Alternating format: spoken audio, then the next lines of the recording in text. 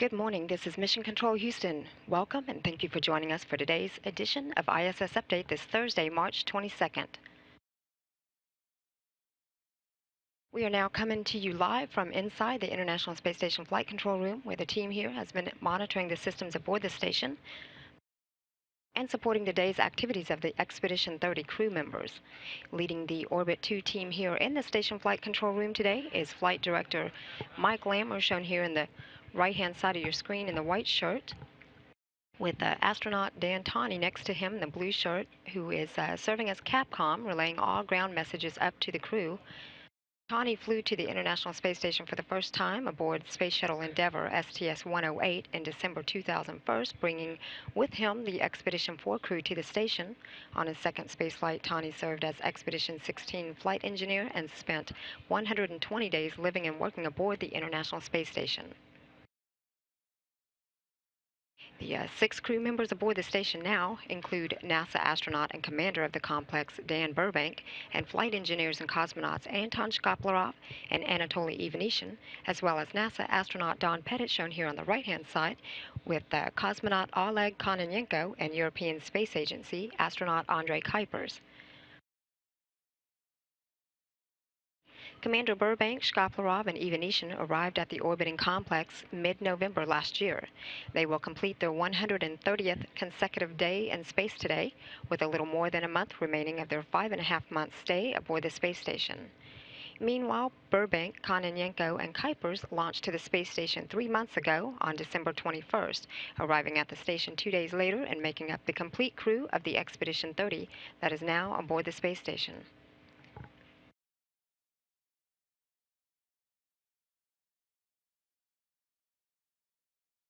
The space station with its crew aboard is now flying at an altitude of about 248 statute miles.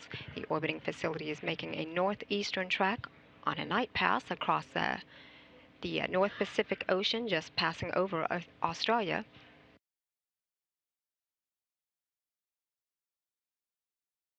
Today, Station Commander Dan Burbank, flight engineers Andrei Kuipers and Don Pettit are working on more cleanup of the permanent multi-purpose module, also known as Leonardo, or the Space Closet.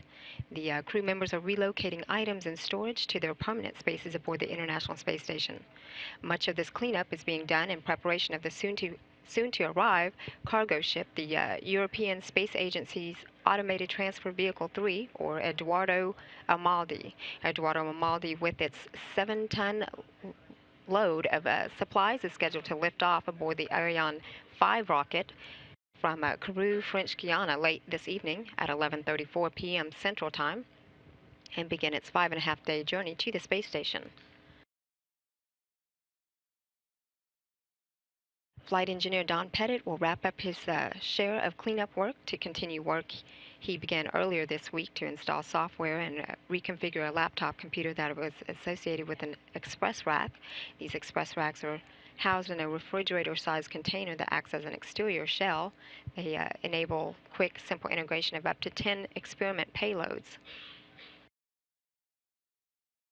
And Andrei Kuipers will then take a break from the cleanup activity to perform some maintenance to the water recovery system.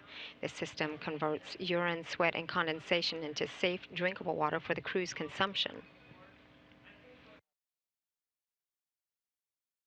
Earlier this morning aboard the International Space Station, Commander Burbank kicked off his day with 2 hours of daily regular exercise. He participated in an inventory management stowage conference and set up for several hours of transferring items from that permanent multi-purpose module. Flight engineer Don Pettit did some preparation work for the configuration to the Express Rack laptop computer, and Andrei Kuipers spent a significant amount of time early this morning collecting personal data as part of the CARD experiment that studies blood pressure decreases in the human body exposed to microgravity for long periods of time as that of a station resident. Kuipers then also tended to another science experiment known as Viable, or the evaluation and monitoring of microbiofilms inside the International Space Station. That study looks at the development of microbiofilm development on space materials. The results from this study may lead to solutions to improve the environmental quality of manned confined habitats on space, but also specific bases and modules on Earth where humans have to stay for a long term, particularly for scientific purposes. Meanwhile, on the Russian side of the house, Anatoly Ivanishin had spent a couple of hours with activities for the pneumocard experiment that studies the adaptation of the cardiovascular system of crew members during a long-duration microgravity mission. Cosmonaut Oleg Kononenko had snapped images of the Earth for the Uragan, or hurricane, experiment that studies Earth's natural resources by monitoring catastrophes. A little after today's ISS update hour, Commander Burbank will work in the Japanese pressurized module to measure resistance of image processing unit power connector and fuse to identify where a shorted circuit is in the power line. And at the end of today, each crew member will have exercise to maintain his physical fitness and help mitigate the negative effects of microgravity on their bodies. The Expedition 30 crew members will do some evening prep work for another busy day in space tomorrow. They will then participate in their final daily planning conference with ground controllers around the world before entering their pre-sleep period.